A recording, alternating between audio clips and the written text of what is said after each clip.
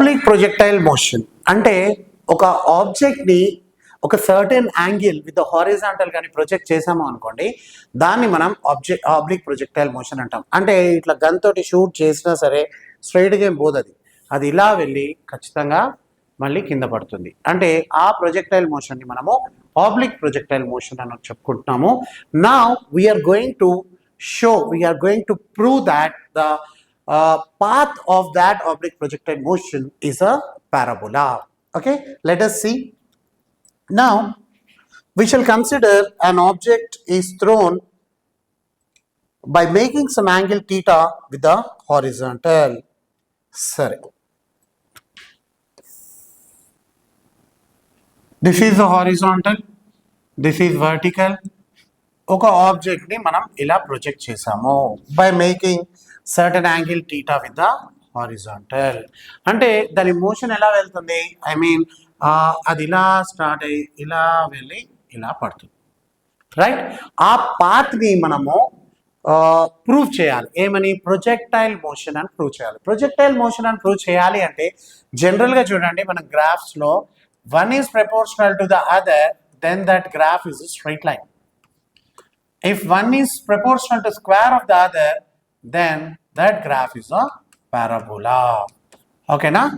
అంటే మనం ప్రూవ్ చేయాల్సింది ఏంటి? One is proportional to the square of the other. అంటే స్క్వేర్ టర్మ్ అనేది అక్కడ క్వాడ్రాటిక్ టర్మ్ వచ్చింది అంటే దాని గ్రాఫ్ ఖచ్చితంగా పారాబోలా ఉంటుంది. అంటే ఈ ప్రొజెక్టైల్ మోషన్ యొక్క పాత్, పారాబోలిక్ పాత్ అనేది మనకు అక్కడ తెలుస్తుంది. సరే, చూడండి, it is projected with some initial velocity u, right? ఇప్పుడు పైకి ఇలా వెళ్తుంది ప్రొజెక్టైల్ అని అన్నప్పుడు అది ముందరికి వెళ్తుందా? చూడండి, ఇట్లా పైకి వెళ్తుంది అన్నప్పుడు is it going forward? Of course. Is it going upward? Of course. అంటే ఇలా ఒక సర్టెన్ యాంగిల్లో వెళ్తుంది అన్నప్పుడు అది ముందరికి వెళ్తుంది, పైకి వెళ్తుంది. మరి ముందరికి వెళ్ళేటప్పుడు సర్టెన్ వెలాసిటీ ఉంటుంది, పైకి వెళ్ళేటప్పుడు సర్టెన్ వెలాసిటీ ఉంటుంది. మరి ఇలా హారిజాంటల్లో వెళ్ళేటప్పుడు వచ్చే వెలాసిటీని మనం ఏమంటాము? జనరల్గా చూడండి, horizontal component, horizontal or adjacent component. What is cos theta? Basically ట్రిగ్నోమెట్రీలో మనం ఎట్లా డిఫైన్ చేస్తాం? Cos theta equals to adjacent by hypotenuse. అదే సైన్ థీటాను మనం ఏం చేస్తాము? Opposite by hypotenuse. అన్నప్పుడు మనము ఇక్కడ అడ్జసెంట్ కాంపోనెంట్ లేదా హారిజాంటల్ కాంపోనెంట్ అది థీటాకి ఆనుకొని ఉంది కాబట్టి అడ్జసెంట్ కాంపోనెంట్ అంటున్నాము. Then this velocity will become u cos theta. దీన్ని ux అని కూడా అంటాం మనం.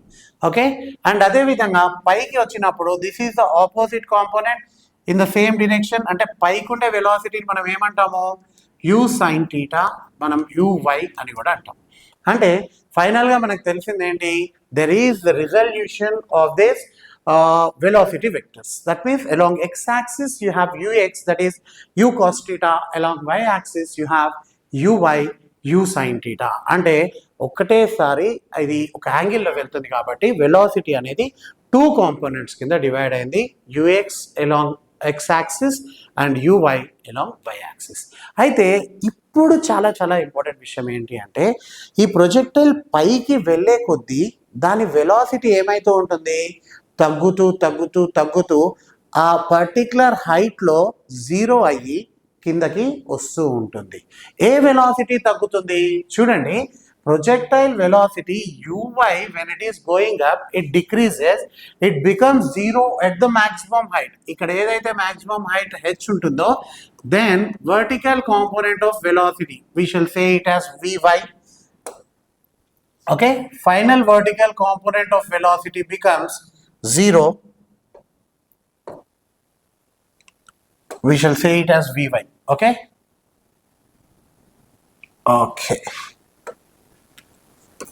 vy equals to 0, and when it is coming down again that vertical component of velocity increases. Why does it happen? Because adi paiki elledappudu it is moving against the earth's gravitational pull, right? Adi malli kindaku vachetappudu gravity వైపే వస్తుంది. అన్నప్పుడు గ్రావిటీకి అగెయిన్స్ట్గా వెళ్తున్నప్పుడు velocity decrease అయ్యి maximum హైట్లో 0 అయ్యి మళ్ళీ earth వైపు వస్తున్నప్పుడు గ్రావిటీ ఉంటుంది కాబట్టి the velocity gets increased. That means as the projectile is moving forward, there is a change in the vertical component of velocity. That vertical component of velocity decreases until reaches its maximum height and becomes 0 at maximum height, and again it starts increasing as it is coming down. Then what about horizontal component of velocity? Chudandi, there is no change in the horizontal component of velocity because it is not under the influence of gravity. అంటే మీరు ఎక్కడ మాట్లాడుకున్నా projectile last గ్రౌండ్కి reach అయ్యేంత వరకు దాని horizontal component of velocity కాన్స్టాంట్గా ఉంటుంది. UX అంటే యూఎక్స్ గానే ఉంటుంది. That UX equals to you cos theta. Vertical component of velocity ఏమవుతుంది? చేంజ్ అవుతుంది. పైకి వెళ్ళేటప్పుడు తగ్గుతుంది, కిందకి వెళ్ళేటప్పుడు పెరుగుతుంది, మ్యాక్సిమం హైట్ దగ్గర 0 అవుతుంది. ఓకే, సరే మనము ఇప్పుడు ఎక్స్ డిరెక్షన్లో చూసుకుందాం. ఎక్స్ డిరెక్షన్లో మాట్లాడుకుంటే వెలాసిటీ ఏమైనా చేంజ్ ఉందా? ఇప్పుడే మాట్లాడుకున్నాం, there is no change in the horizontal component of velocity. Okay, that means u x u cos theta అలానే ఉంటుంది, అవునా? ఎక్స్ సైడ్ వెళ్ళింది ఎక్స్ డిస్టెన్స్ అనుకుందాం, వైలో వెళ్ళింది వై డిస్టెన్స్ అని మనం అనుకుందాం. Okay, now u x now displacement equals to x along x direction kabatti, and let us find the time equals to distance or displacement by speed or velocity here. Okay, that is x by u cos theta. Let it be number 1. Now coming to the y direction ki manam maatladutunnappudu chudandi, acceleration ఉంది కదా, as it is moving up the velocity is decreasing, and as it is coming down the velocity is increasing. అంటే the change in velocity is due to what? Due to the earth's gravitational pull, and change in velocity with respect to time is called as acceleration, and that acceleration is caused because of the gravitational pull of the earth, and that we say it as acceleration due to gravity. అన్నప్పుడు చూడండి, initial velocity uy equals to u sin theta.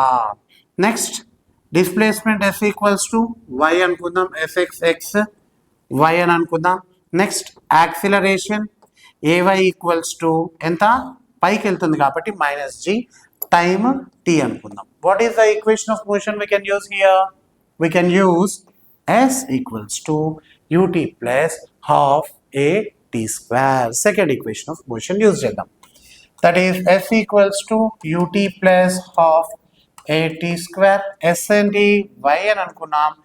u, that is uy into t plus half into minus g into t square.